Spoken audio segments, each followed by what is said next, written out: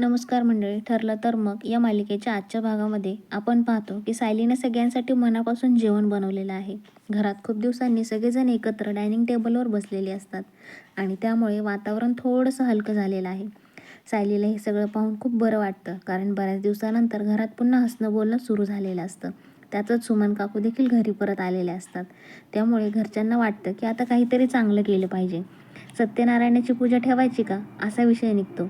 सायलीने खास सुमन काकूंना आवडतो म्हणून गोड शिराही बनवलेला असतो. पण तरीसुद्धा सुमन काकूंच्या चेहऱ्यावरचा पूर्वीसारखा आनंद काही दिसत नाही आणि त्यामुळे ते सगळ्यांच्या लक्षातही येते की सुमनचं काही मन नाही या गोष्टींमध्ये. विमलही हे स्पष्ट बोलून दाखवते. शेवटी सगळे मिळून ठरवतात की पूजा ठेवूया, म्हणजे वातावरणही सकारात्मक होईल. सुमन काकूंना प्रेमाने डायनिंग टेबलवर बसवलं जातं. त्यांना काय हवं काय नको ते विचारलं जातं. पण तेवढ्यात सुमन काकू अचानक म्हणतात की त्यांना त्यांच्या घरी जायचं आहे. प्रताप त्यांना समजावतो की हे घरसुद्धा त्यांचंच आहे. पण सुमन ठाम असतात.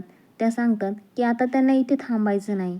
घरचे सगळे त्यांना समजवण्याचा प्रयत्न करतात आणि शेवटी त्यांचाच निर्णय मान्य करतात.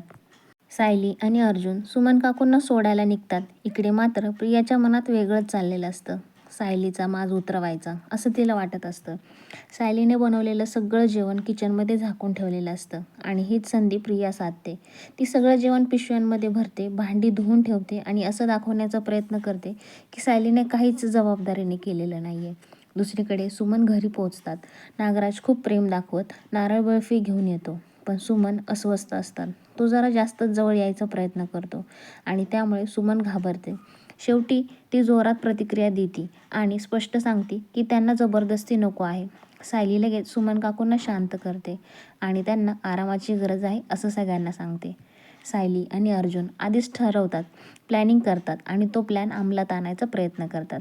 सुमन काकू मेंटली डिस्टर्ब असल्याचं नाटक करत असतात, जेणेकरून नागराज गोंधळून जाईल आणि पुढे काही चुका करेल.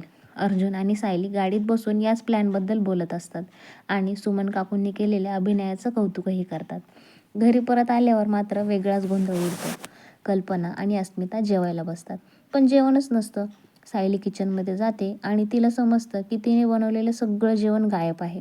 प्रिया टोमणे मारते, पण सायली शांतपणे परिस्थिती हाताळते. ती सगळ्यांना सांगते की काहीच हरकत नाही, ती पुन्हा पटकन जेवण बनवेल.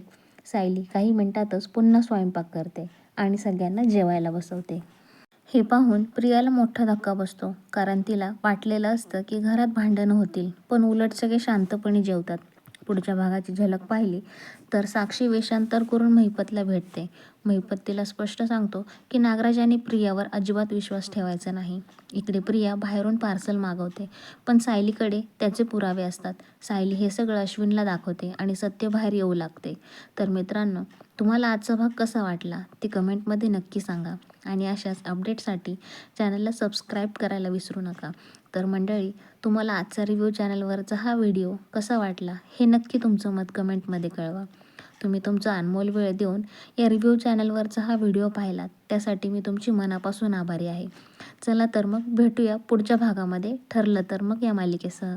धन्यवाद मित्रांनो.